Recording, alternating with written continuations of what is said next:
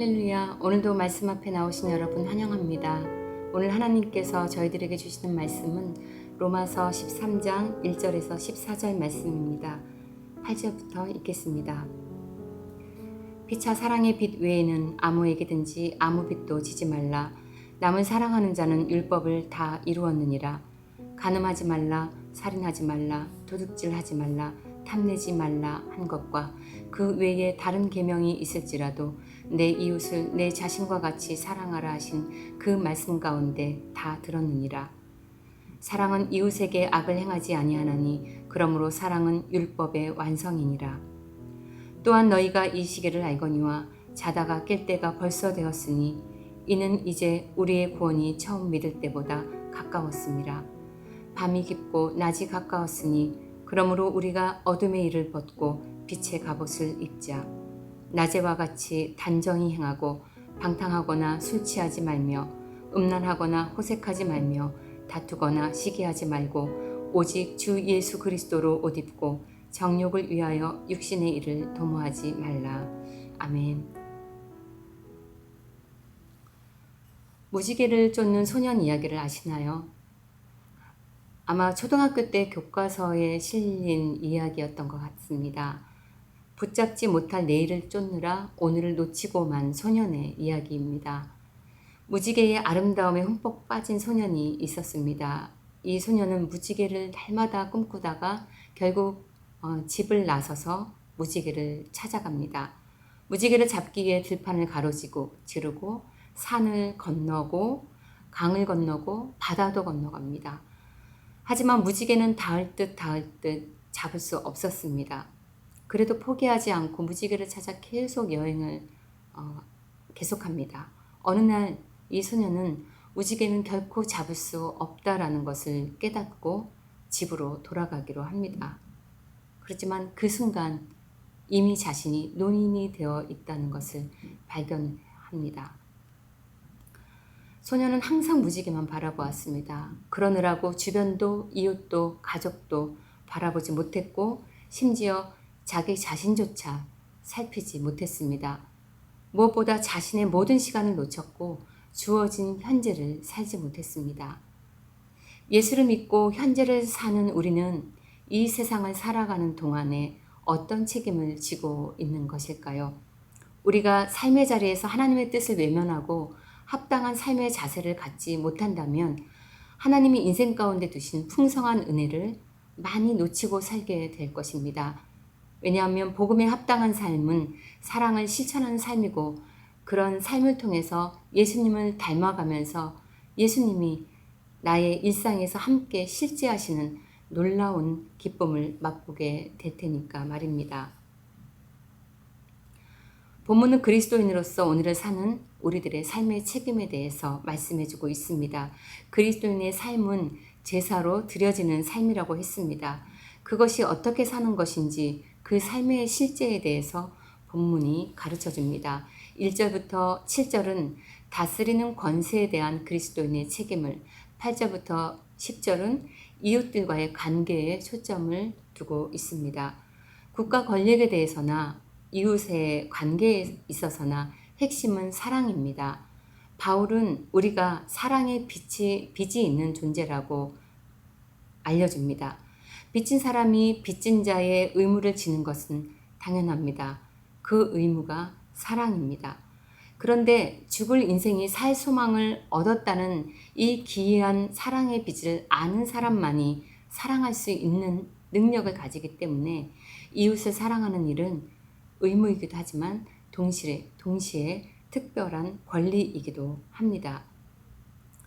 하나님의 사랑을 입은 자로서 우리가 할 수 있는 일은 위로부터 받은 그 사랑을 이제 사람에게 대하여 사랑하는 일입니다. 그것은 다만 믿는 자에게만이 아닙니다. 로마에 있는 그리스도인들은 로마 제국으로부터 핍박받는 대상이었고 이방인들 사회에서 미심쩍은 눈초리를 받으며 살 수밖에 없는 존재들이었습니다. 이런 상황 속에서 예수를 믿는 자로 살아가는 삶의 방식이 저들에 대하여 사랑을 이루는 데 있다고 바울이 권면하고 있는 것입니다.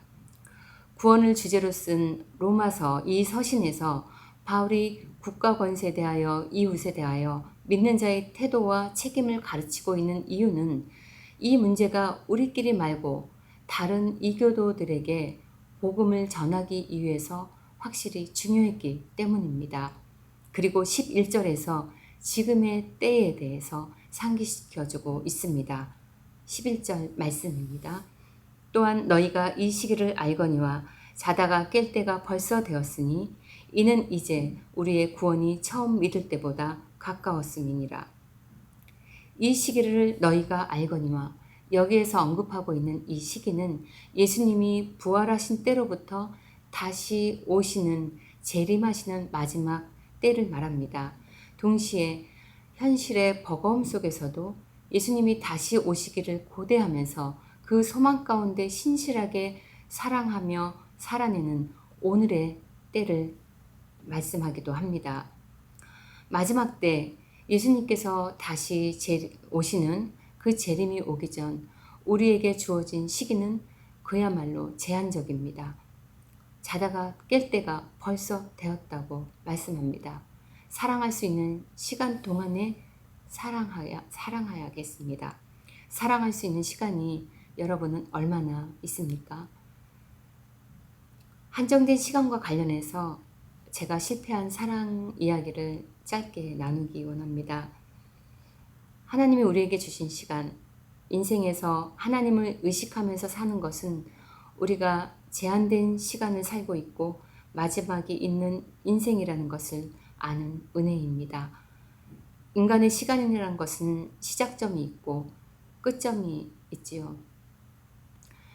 저는 최근 몇 년 동안 가까운 몇 분의 죽음을 경험했습니다.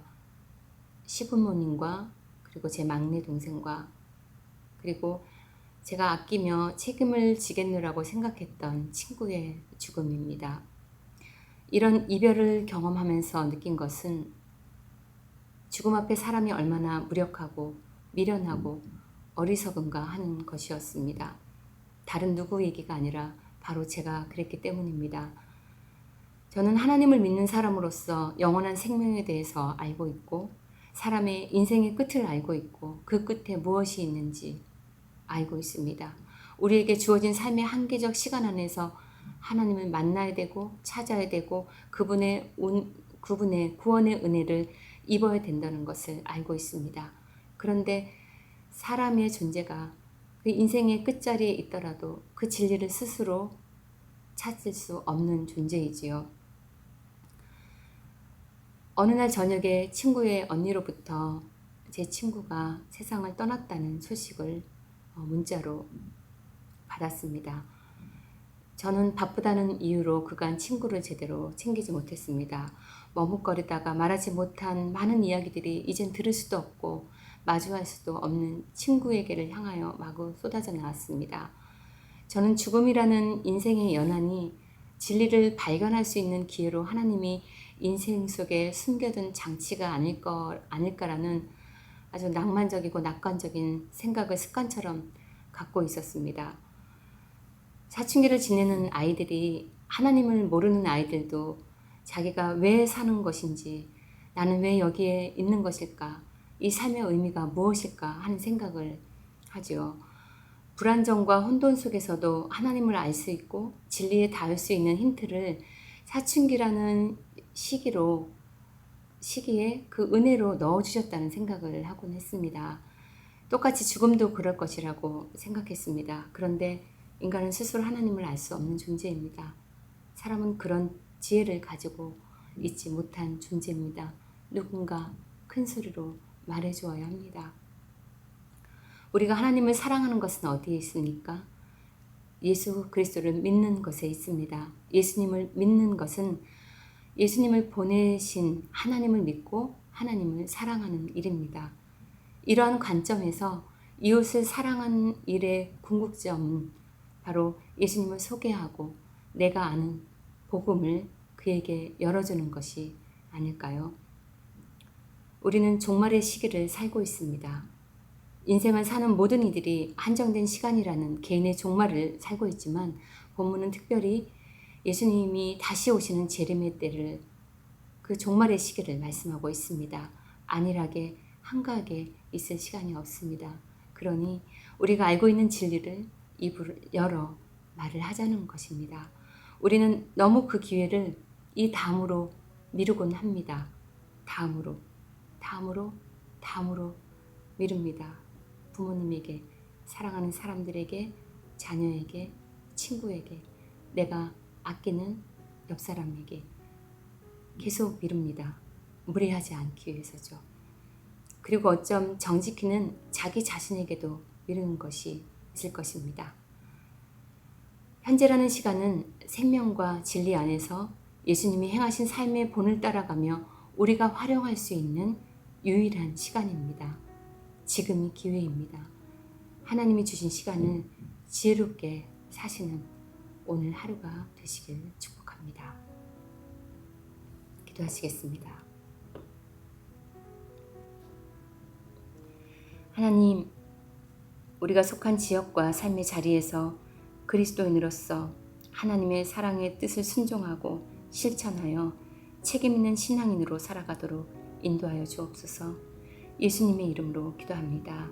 아멘.